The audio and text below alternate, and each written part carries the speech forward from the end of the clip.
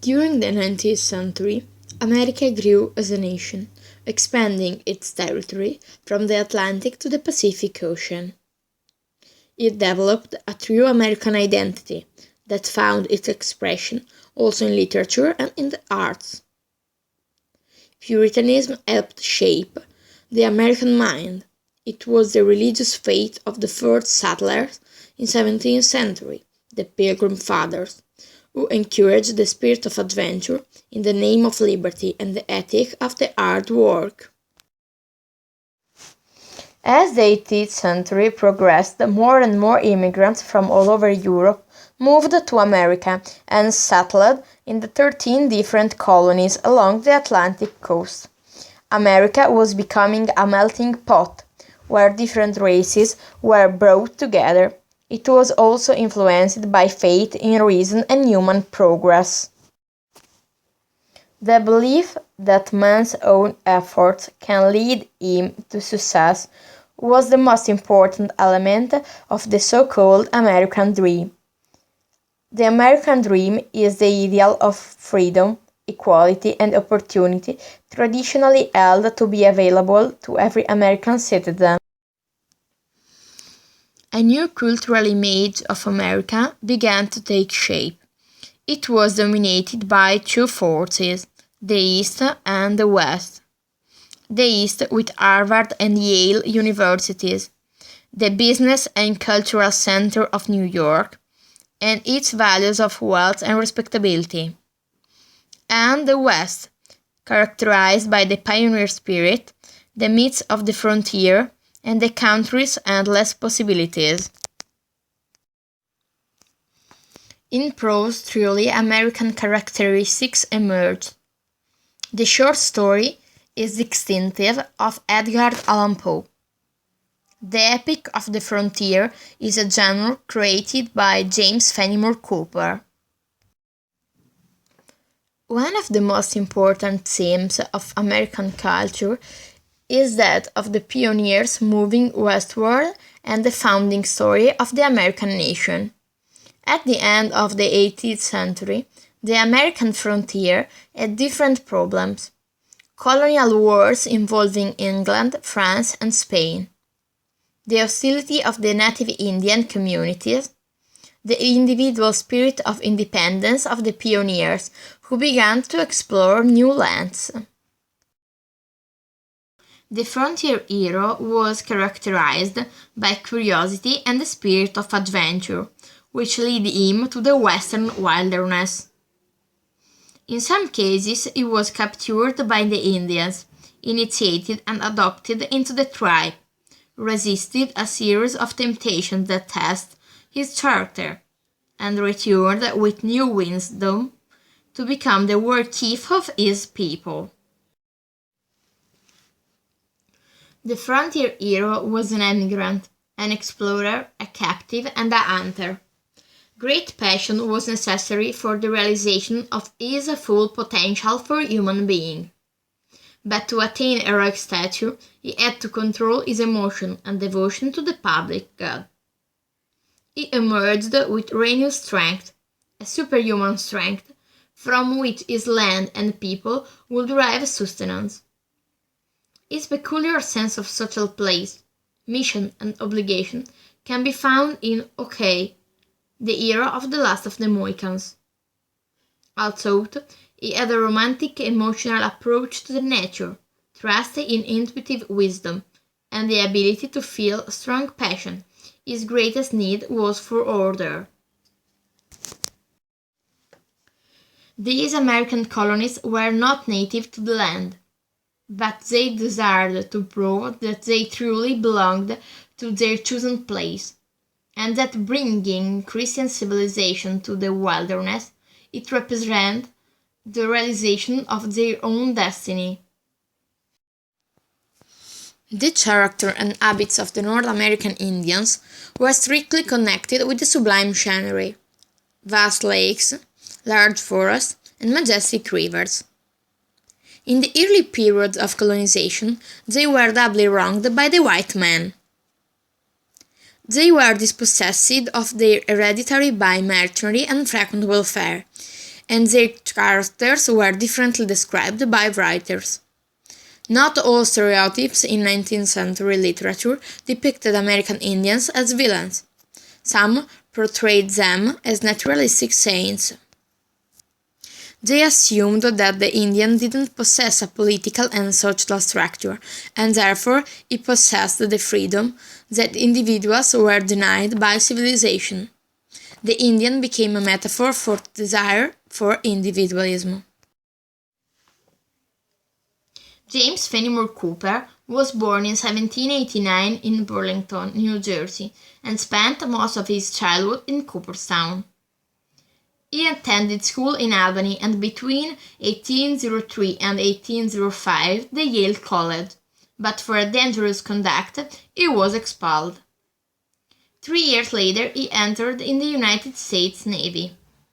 In 1810 he married Susan Augusta de Lancey, belonging to one of the most illustrious families in the state. He is passionate on stories and legends about Indians and wars against the French and the British. He settled down as a farmer, and when he was 30 he began to write. He soon became a best-selling author and created the first great epic of the American frontier with a series of novels entitled The Later Stalking Tales. The novels of the series were The Pioneers, The Last of the Mohicans, The Prior, The Pathfinder, and The Deerslayer. The books were popular and have become American classics. The Last of the Mohicans, 1826, is the second book of the Pentalogy and the best known to contemporary audiences. It is set in the northwestern America during the French and Indian War, 1756-1759, which ended with the expulsion of France from the region. The story sees the frequent battles between the French and British, and also among Hurons, pro-French, and Mohicans, pro-British. The Last of the Mohicans tells the story of Natibampu, a white hunter, Uncas, and his father Chingachgook, who have to help Alice and Cora Munro, two Scottish sisters, who, together with Major Hayward, a young officer, and their guide, the Indian Magua, try to reach their father, Colonel George Munro, a British commander at Fort William Henry. Magua is in fact the chief of the Hurons, Indians allied with the French, and for this reason he captured the girls and Hayward. They are saved by 3 Indians, Uncas, the last of the Mohicans, his father Chingachgook, and Natibampu. In the end, Cora is killed and given an Indian burial near Uncas as a sign of the friendly relationship between the English and the Indians.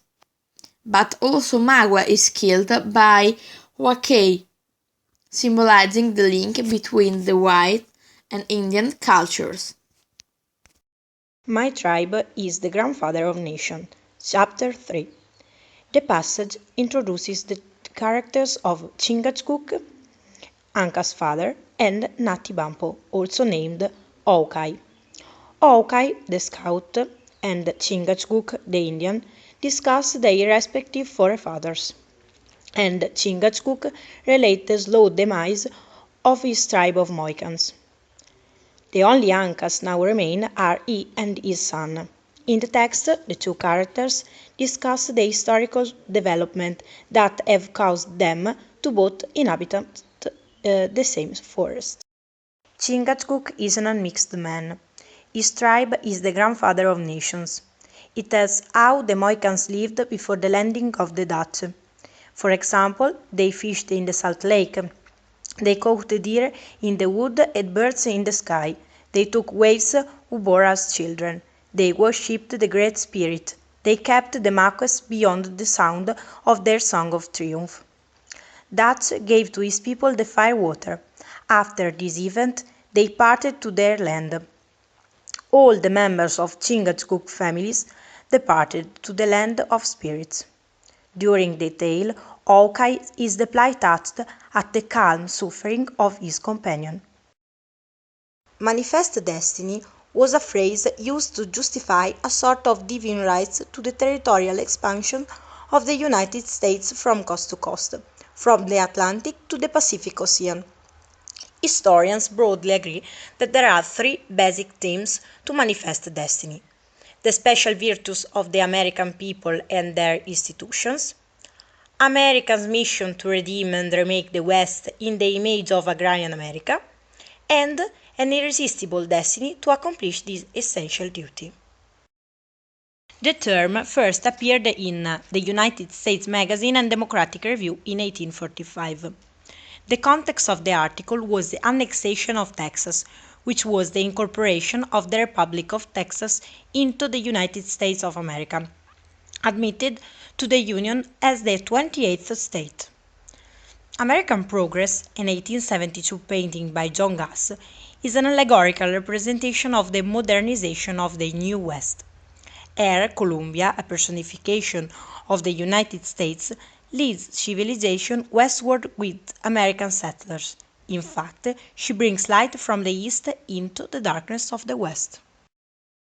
This notion was used to promote also the annexations of Mexican territory acquired in the war with Mexico, and of territory in Oregon gained through the negotiation with the British. Oregon officially became a state in 1859. Around 1846, John Charles Fremont and many soldiers invaded California, made it their own republic, and named it the Bear Flag Republic. Other examples of manifest destiny in action were the Alaska Purchase of 1867 and acquisition outside the continent, such as Guam and Hawaii. An effect of manifest destiny was the slavery spread throughout the US that divided the nation. The philosophy of manifest destiny was adopted by successive political parties, for example, the Unionist Party, Party 51, Annexation Party of British Columbia. Originally, this position was adopted by Democratic Party. It was absorbed into the Whig and later into the Republican parties. Manifest destiny had serious consequences for Native Americans since continental expansion for the United States took place at the cost of their occupied land. At the beginning of the 19th century, the US inherited for Great Britain several international principles which guided relations with the Indians. In the United States, an Indian tribe, Native American tribe, tribal nation, or similar concept is any extent of historical clan, tribe, band, nation, or other group or community of indigenous people. Indian tribes were considered free and independent nations into their original territories. US were free regarding common law, but at the same time they were subjected to Congress oversight. Gold was discovered in Carroll County, Georgia in 1830. When gold was discovered on Cherokee lands in northern Georgia, the number of settlers and prospectors grew and a series of laws were passed to gain control over the native people and their lands. Before long, gold mines appeared in most counties in the North Georgia mountains, including Georgia's northeasternmost county, Rabun. Later was entered an act that allows all white people who wish to live on Cherokee lands had to obtain a permit from the state of Georgia and to take an oath of allegiance to the state. Samuel Worcester and Elizur Butler refused to do this, so they were convicted and imprisoned. The pressures of Georgia for Indian lands continued, and a group of Cherokees began negotiating a treaty with the federal government. The Treaty of New Dakota was a treaty signed on December 29, 1835, in New Dakota, Georgia, by officials of the United States government and the representatives of a minority Cherokee political faction, the Treaty Party. The treaty established the terms under which the entire Cherokee Nation ceded its territory in the southeast and agreed to move west to the Indian Territory.